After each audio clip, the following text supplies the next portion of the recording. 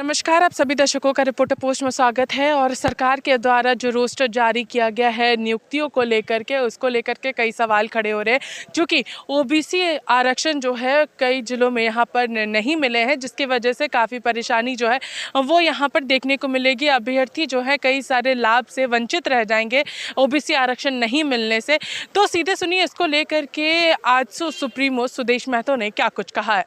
तो हम लोग ने लगातार इस सरकार में भी पिछले बार भी यही कहा है कि बेहतर यही होगा, क्योंकि आज जो रोस्टर आ गया, सरकार से ये समाधान का उम्मीद नहीं था। सरकार ने यह तय किया था विद इन 6 मंथ के अंदर में इस राज्य में नई हम लोग पॉलिसी पे आएंगे। और उन्होंने ये भी कहा था कि हम लोग ओबीसी के लिए आरक्षण नए रूप में निर्धारित करेंगे। और इसकी मांग लगातार लंबे समय से हो रही है। एक बहुतायत आबादी के लिए हम लोग ने इसीलिए कहा था कि सबसे पहले प्रदेश के अंदर में जातिगत जनगणना आवश्यक है। और जातिगत जनगणना आवश्यक इसलिए भी है क्योंकि जातिगत जनगणना करने से आपको राज्य के अंदर अलग अलग विभिन्न जिलों में आपको उनका मूल स्वरूप, उनके जो आधार हैं, उनके डिमांड के आधार हैं, और कई ऐसे वर्ग जो छूटे हुए हैं उन सभी का एक आकलन आ जाएगा। और उसी आकलन के आधार पर अब चूंकि ये विषय नहीं रह गया कि 50% से ऊपर नहीं जा सकते हैं, चूंकि 60% ऑलरेडी रिजर्वेशन हो गया, तो सरकार को अगर ओबीसी के लिए न्याय करना है तो तुरंत से तय करना चाहिए और ओबीसी के जातीय जनगणना कराकर उसके नए आरक्षण की घोषणा करनी चाहिए सरकार को। तब जाके यहाँ के लोगों को न्याय मिल सकेगा। नहीं तो कई जिले ऐसे हैं जहाँ पर एक बहुतायत जनसंख्या को 0 आरक्षण डिस्ट्रिक्ट रोस्टर में मिला हुआ है। लेकिन बार-बार आप लोग बोल रहे थे 60-40 नए चल, तो ये नारा सदन में भी गूंजा, और आखिरकार ये नारा नहीं है, ये एक समय है जब लंबे समय से अपनी नौकरी के लिए इंतजार लोग कर रहे हैं।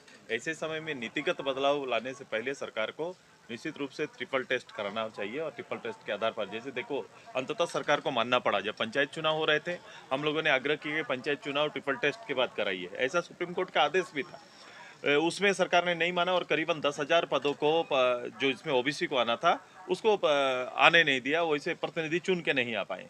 बाद में जब नगर इकाई के चुनाव का समय आया, नगर पंचायत का चुनाव का समय आया, तो हम लोग ने फिर से आग्रह किया, सरकार नहीं सुनी, तो अंततः हम लोग को फिर से सुप्रीम कोर्ट जाना पड़ा। और पूर्व के डायरेक्शन के आधार पर सुप्रीम कोर्ट ने कहा है कि आप ट्रिपल टेस्ट कराओ, उसके बाद ही करा सकते हैं। और अभी गवर्नमेंट को बाध्य होकर वो कराना पड़ेगा, तब जाके चुनाव हो सकता है। उसी तरह से ट्रिपल टेस्ट करा के, जातीय जनगणना करा के या ट्रिपल टेस्ट करा के सरकार को तुरंत ही ओबीसी का मामला को भी लाना चाहिए, ताकि ओबीसी के जो है छात्र हैं उनको अवसर मिले। दादा, हाउस में प्रॉपर जवाब नहीं मिल पा रहा है। आप लोग सवाल कुछ पूछते हैं, जवाब कुछ आता है।